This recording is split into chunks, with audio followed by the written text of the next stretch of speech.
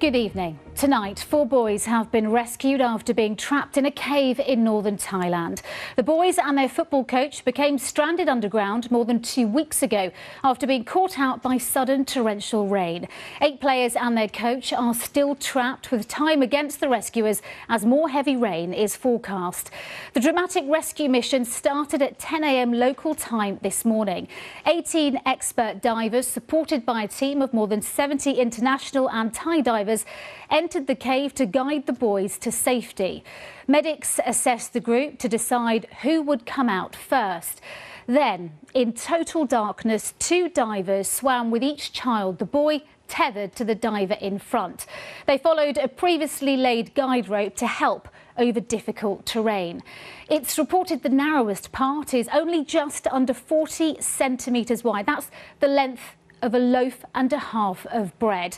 The boy will be helped through by the diver in front before continuing. Now, once out of the cave network, the children are taken to hospital by ambulance, where Jonathan Head is. Jonathan. Well, there are now 4 courageous and lucky boys resting in that hospital behind me. Another 9 people, including the coach, it's hoped can be got out in the next 2 days or so.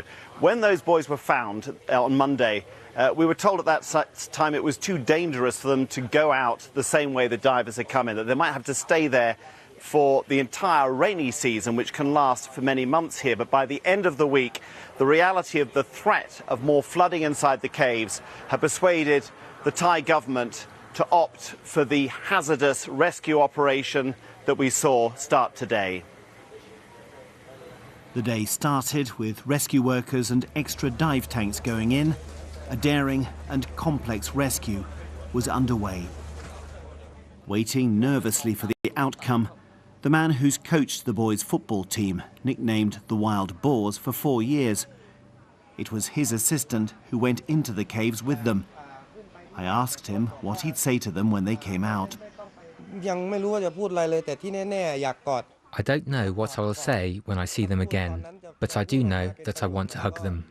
After their dramatic discovery on Monday, they've been fed and treated by an army medic on the rock shelf where they'd been forced to retreat by rising water. They were judged fit enough to make the dangerous journey, though none has ever dived before. Inside the now sealed-off area around the cave entrance, ambulances waited to carry those rescued to hospital.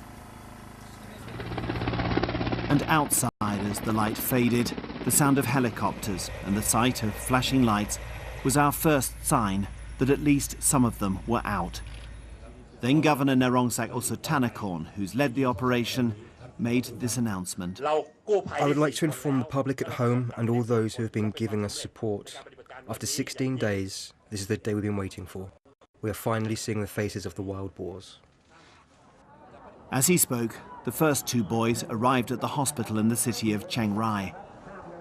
An hour later, we saw the 3rd coming in. Well, this is what all of those who've been involved in this operation have been waiting to see. We saw 2 ambulances go into this hospital earlier. That's another.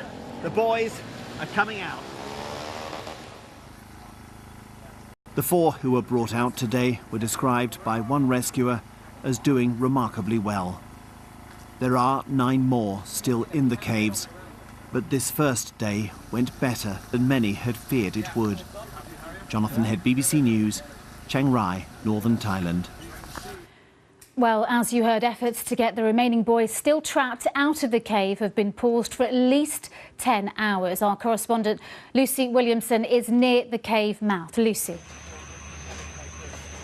Yes, this extraordinary rescue operation has been suspended to allow divers to resupply the stocks of the air tanks that line the 4-kilometre exit route.